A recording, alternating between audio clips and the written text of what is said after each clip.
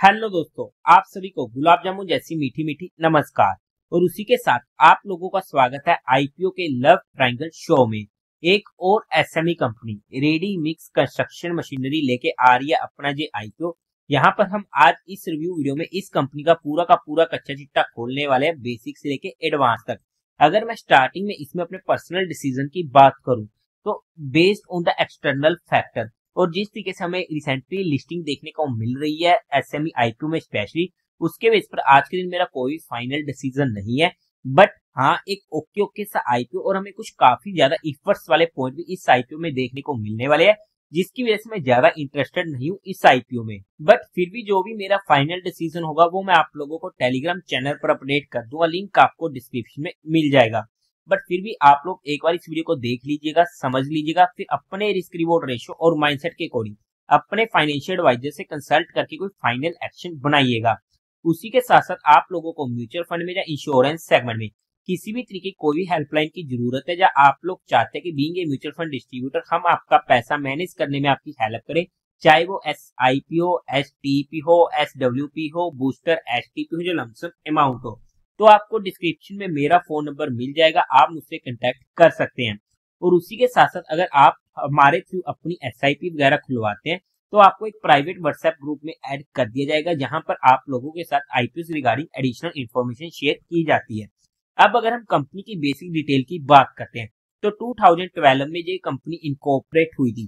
काम की बात करते हैं तो ये multi disciplinary manufacturer and supplier होने वाली है in the construction equipment sector. In short फिर से हमें इंफ्रा सेगमेंट की ये कंपनी देखने को मिलने वाली है।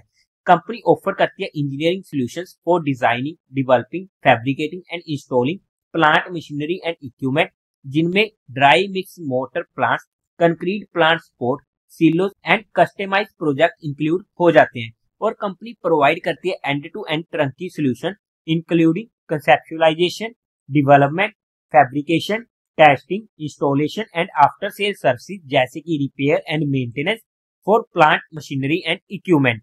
कंपनी ऑफर करती है business consultancy services including design, engineering, technology solution, equipment installation support and receive consultancy to optimize performance, reduce cost and enhance efficiency. मतलब कि काम की बात करते हैं, सेगमेंट की बात करते हैं, काफी अच्छा काम, काफी अच्छा सेगमेंट हमें देखने को मिलने वाला है। बट उसी के साथ साथ काफी हाईली कम्पिटिटिव सेगमेंट भी ये होने वाला है। कंपनी के प्रोडक्ट पोर्टफोलियो में आ जाता है dry mix mortar plant, support equipment for ready mix concrete plant, high capacity silos, artificial sand plant, wall putty plant, services and consultancy. As of December 31, 2024 company का 114 एम्प्लॉयज होने वाले हैं। अब अगर हम कंपनी के कुछ इंटरनल रिस्क फैक्टर्स की बात करते हैं तो वहां पर सबसे पहले कंपनी का एक सिग्निफिकेंट रेवेन्यू जनरेट होता है इनके टॉप 10 कस्टमर से। आप जहां पर स्टडी आउट कर सकते हो 59.9% का 2024 में, 59.73% का 2023 में एंड 65.91% का 2022 में। और ऐसे में कोई भी इनका मेजर कस्टमर इनसे नाराज होता है, किसी भी तरीके की तू मैं होती है, तो उसकी वजह से हमें कंपनी के ऊपर उसका इम्पैक्ट देखने को मिल सकता है। और उसी के साथ साथ कंपनी का मेजर रेवेन्यू जनरेट होता है महाराष्ट्र से। अगर हम ज्योग्राफिकली वाइज बात करते हैं तो 40% का 2024 में, 40% का 2023 में एंड 23% के करीब का 2022 में। और ऐसे में ज्योग्राफिकली भी किसी भी तरीके की दिक्कत आती है, स्पेशली महाराष्ट्र में, तो उसका इम्पैक्ट भी हमें कंपनी के ऊपर देखने को मिल सकता है।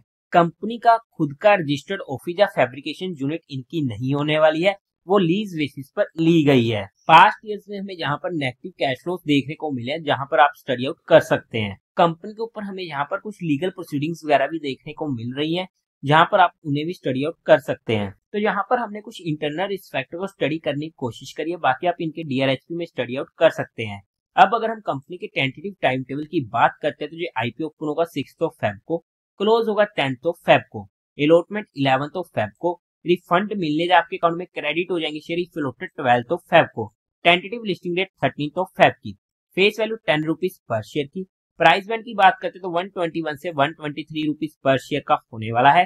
लोट साइज 1000 शेयर्स का होगा। टोटल इशू साइज है 37.66 करोड़ का, जो पूरा का पूरा होने वाला है फ्रेश इशू। एनएससी के एसएमई पोर्टल पर जो आईपीओ लिस्ट होने वाला है।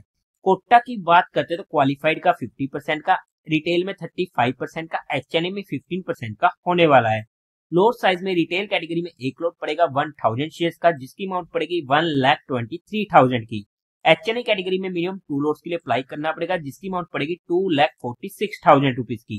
कंपनी के प्रमोटर्स की बात करते तो वहां पर अनंत सुरेश वाटवी, अतुल जगन्नाथ कुलकर्णी, प्रशांत बाला साहेब, शुभांगी रोहित देव कंपनी के प्रमोटर होने वाले हैं। प्री इशू होल्डिंग की 100% की, पोस्ट इशू रह जाएगी 72% की। अब अगर हम कंपनी के मेन मुद्दे की बात करते हैं, यानी कंपनी के फाइनेंशियल्स की, तो वहां पर सबसे पहले टोटल एसेट 2022 में थे 30 करोड़ के, जो इंक्रीज होते थे फर्स्ट 9 मंथ ऑफ 2025 तक पहुंच चुके हैं 52 करोड़ के। एक डिसेंट सी ग्रोइंग रेट होने वाली है। रेवेन्यू 2022 में था 47 करोड़ का, 2023 में 55 करोड़ का, 2024 में 69 करोड़ का एंड फर्स्ट 9 क्वार्टर में 35 करोड़ का। यहाँ पर भी हमें अच्छी ग्रोइंग रेट देखने को मिलने वाली है। प्रॉफिट आफ्टर टैक्स 2022 में था 1.33 करोड़ का, 2023 में 2.78 करोड़ का, 2024 में काफी बड़ा इजाफा देखने को मिला और 9 करोड़ तक पहुंच चुके थे एंड फर्स्ट 3 क्वार्टर में 1 करोड़ का। जहां पर भी हमें अच्छी ग्रोइंग रेट देखने को मिल रही है और ये ग्रोइंग रेट मैं 22 से 2024 तक की बात करने वाला हूँ।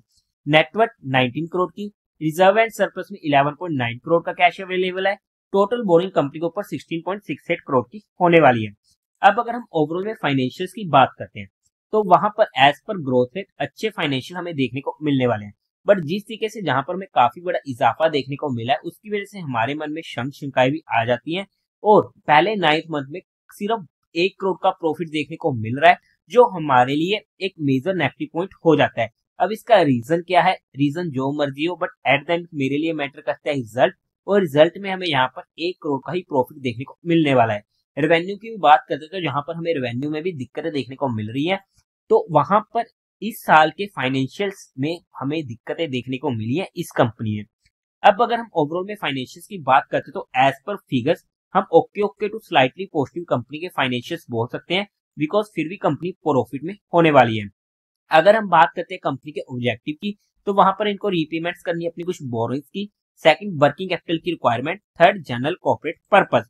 फंडामेंटली बेसिस पर बात करते तो मार्केट कैपिटलाइजेशन है 134.79 करोड़ की, आरओई 66% के करीब का अच्छा है, आरओसी 49% के करीब का अच्छा है, डेट टू इक्विटी रेशियो 0.42 का कंफर्टेबल है, रिटर्न ऑन नेट 49% का अच्छा है, प्रॉफिट आफ्टर टैक्स मार्जिन 30% का अच्छा है।